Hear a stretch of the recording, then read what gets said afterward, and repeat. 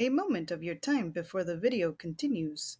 This is Mr. Gracie, and he would like to invite you to join Patreon and help support the continuation of these videos. He also wants you to know that as a patron, you can get downloads of my illustrations, gain access to behind the scenes, and even get your name credited in these videos. Thank you for your time. Now let's move on. Links will be in the description.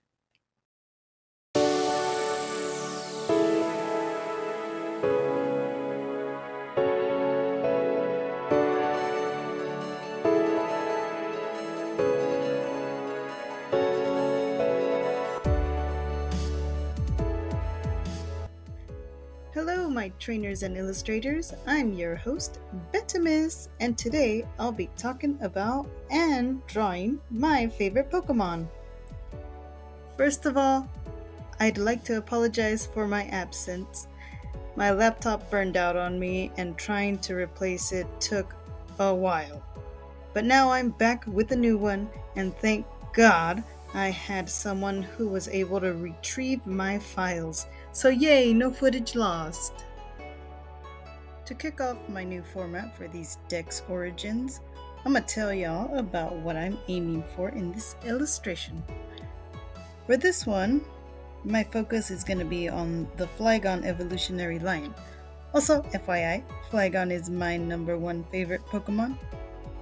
I'm drawing a trainer who's sliding into Trapinch's sand trap while a bunch of Vibrava kick up a sandstorm, with the Flygon acting as the overseer.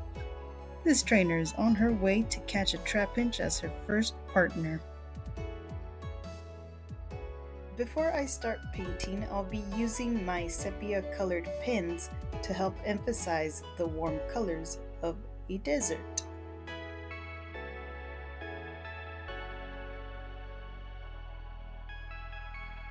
So one of the first things I learned, or rather was pretty shocked to find out, was that the Flygon evolutionary family is based on an antlion, rather than a dragonfly.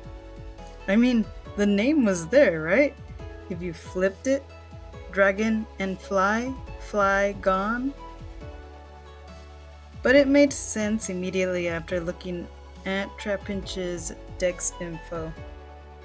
It is the ant pit Pokemon. Like the antlion, it too spends its larva stage, or first stage, if you prefer, in an upside-down cone-shaped nest. Just about all of Trapinch's Dex entries also confirm this. They also include that Trapinch waits for prey to fall into its nest to, eat. Just like the antlion larva. It gives me flashbacks to Pokemon Sapphire and Ruby, chasing those dust clouds in the desert on Route 111.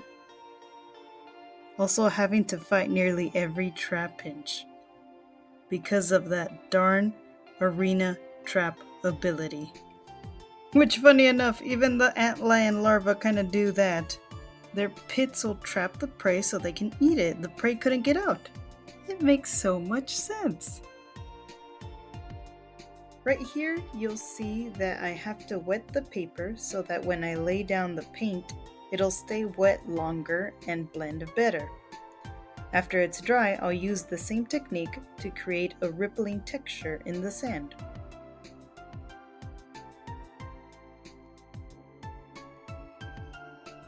Now, there are some Trapinch that had a different ability from Arena Trap called Hypercutter.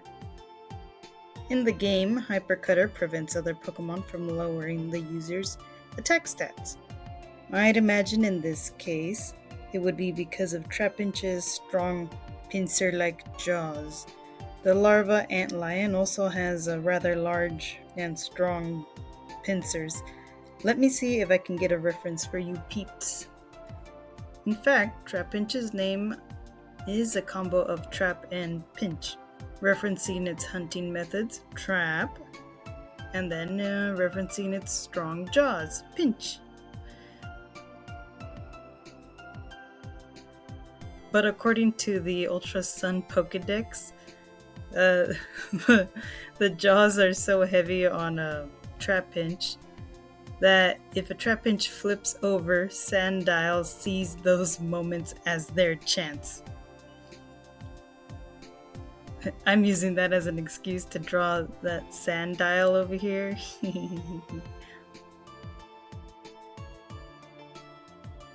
But this whole antlion and Trapinch similarity still doesn't explain the typing for Flygon. It explains the overarching ground type, but why dragon in the end? Could be a pun, but I wanted to see if there was anything else.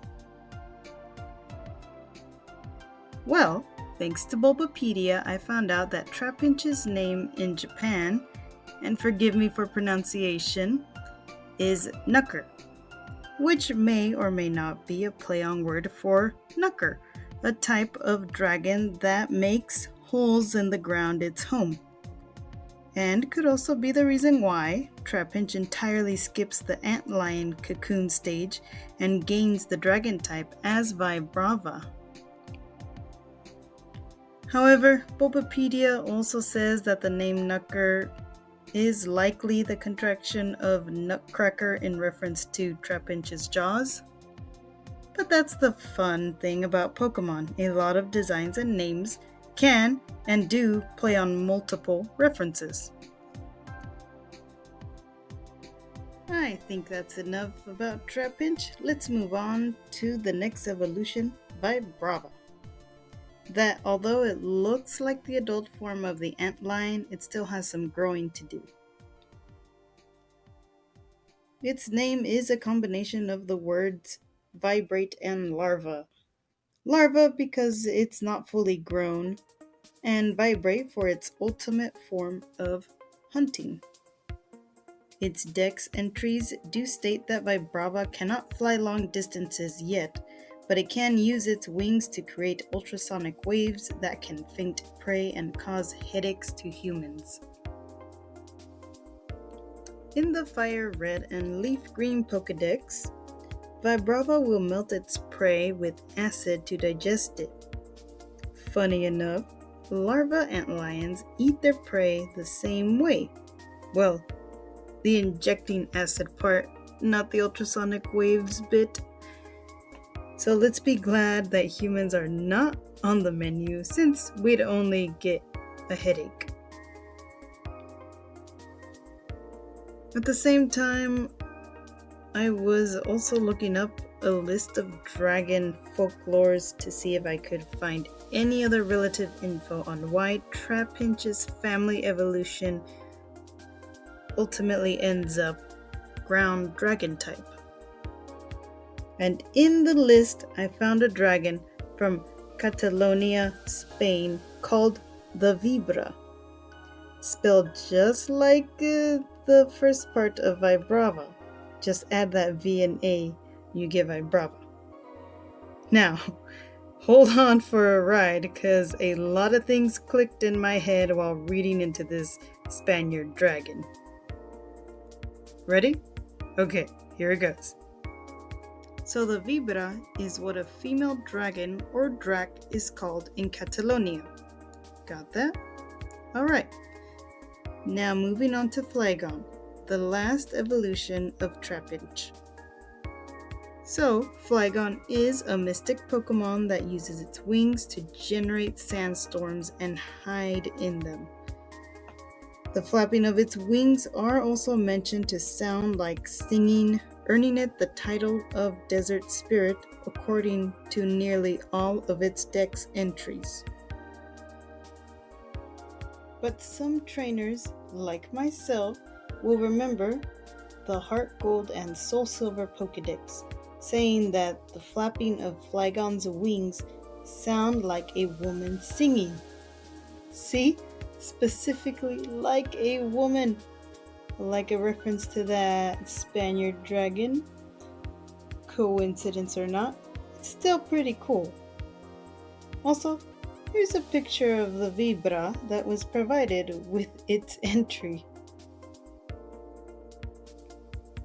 So, So then I wanted to look up more folklore, see if anything would further elaborate anything that is Flygon. I ended up finding some folklores that mentioned singing, chanting, and even reciting poetry to lure out an antlion from its nest. Kinda cool, since for Flygon, the roles end up being reversed. Flygon singing lures prey into its nest. So, I'm sure you'll notice by now that I paint by layering. For you peeps unfamiliar with watercolor, it really is the best way to get some rich gradients, textures, lighting, and even color. You can see the lighting effects on Trapinch where the brightest point of light hits. And you can see my attempt at gradient in the sky. Not as smooth as I initially wanted it, but looking back at it now, it gives the illustration movement. And it's cool. But I'll say this, watercolor is a patience game.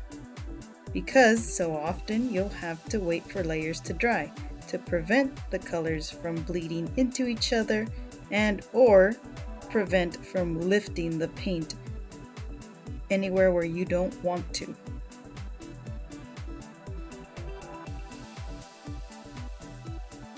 And now I want to backtrack just a little bit. This evolutionary family, while mainly being antlion inspired, does admittedly have some dragonfly influence. The dragonfly life cycle, for example, doesn't have a cocoon stage, but instead it's called a nymph stage, and Vibrava does bear a resemblance closer to that stage. I also found out that there are some dragonfly species that are called sand dragons, like the gray sand dragon. Lol. They can be found in sandy environments like lakes and deserts. It even has that iconic striped tail, just like Flygon. In the end, all of this leads me to believe that Flygon's family was influenced by both dragonflies and antlions.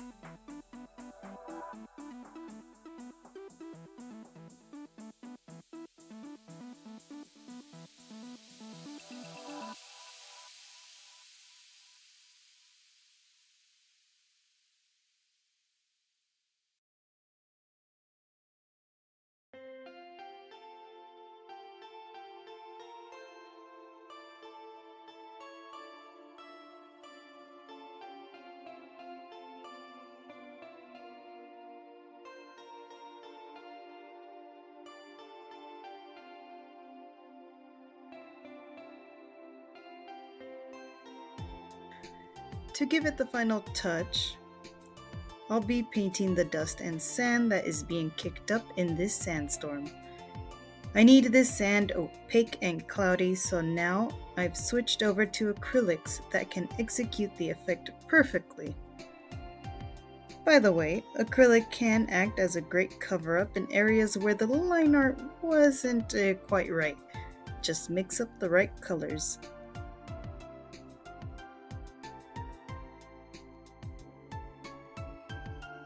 So, acrylic is thicker and dries faster than watercolor, so painting with it goes by much faster.